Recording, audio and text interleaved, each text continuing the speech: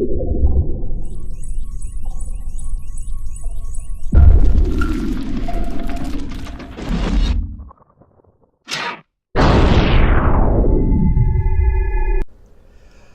today's video, we're going to be talking about harmonics.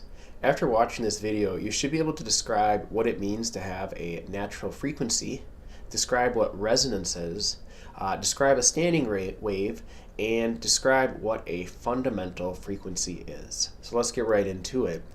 The first thing to talk about is this thing called natural frequency. Basically, the natural frequency is the frequency or frequencies, so an object can have multiple frequencies, at which it tends to vibrate at naturally. Without anyone doing anything to it, it's going to vibrate at a certain frequency. Okay, so it doesn't involve a force from another object or something to cause it to vibrate. It's just, this is what it naturally does.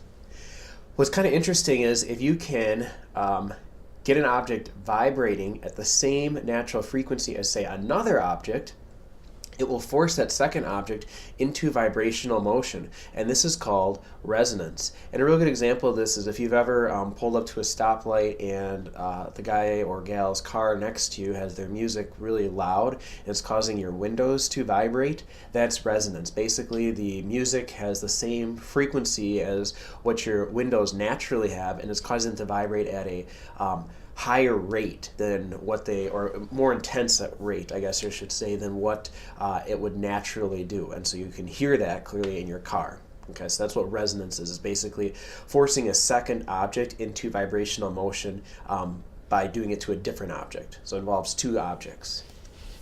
Okay, so standing sound waves. A standing wave pattern basically is just a vibrational pattern where the medium appears to be standing still while other points vibrate back and forth. This is where you have those nodes, which is basically a point where it's standing still, and those antinodes where you have a maximum displacement of a crest or a trough. Okay, and this can happen with sound waves also.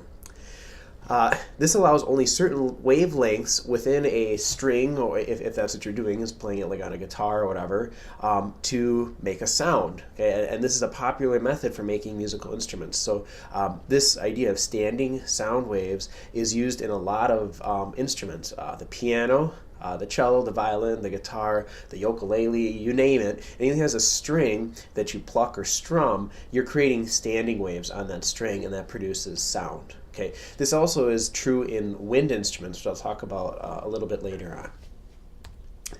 So there's this thing called harmonics, and basically harmonics is referring to a frequency that is created within a string or a wind instrument. And basically, if you hold let's just say a string at either end, and you create half a wavelength between the 2 points that you're holding, because the 2 points you're holding are the nodes, and then you create half a wavelength between that string, that frequency is called the first harmonic.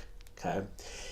If you can take that same string holding at 2 points and you can create a full wavelength in the string, that's called a second harmonic. Okay, and if you can create a full wavelength and a half wavelength, so 1.5 wavelengths is introduced in that same string, that's called the third harmonic. And I think a picture is worth 1,000 words here. So let me grab an example of this and show you it. So here on the very far left, we've got a tube, and so this would be kind of like an example of a wind instrument.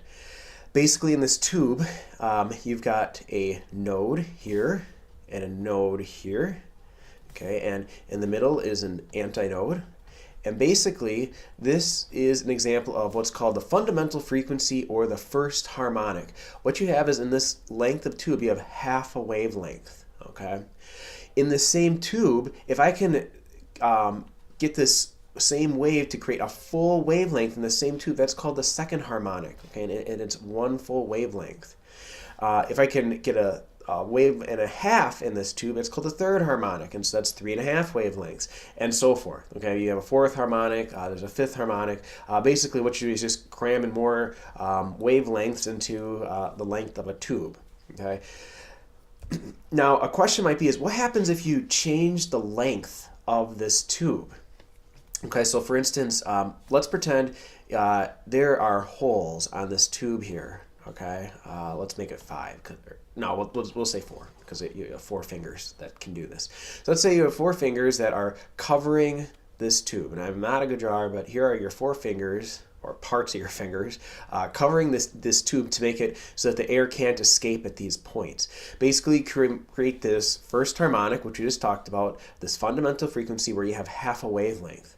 Well, what happens if, let's say I open this hole up right here, I pull this finger off. Okay, now I have a hole here. What you've done basically is you've shortened the length of this tube, and that's going to create a different sound because you've shortened the wavelength. And this is still the first harmonic. This is still the first harmonic, but you'll notice the wavelength has shortened, so you're going to create a different sound.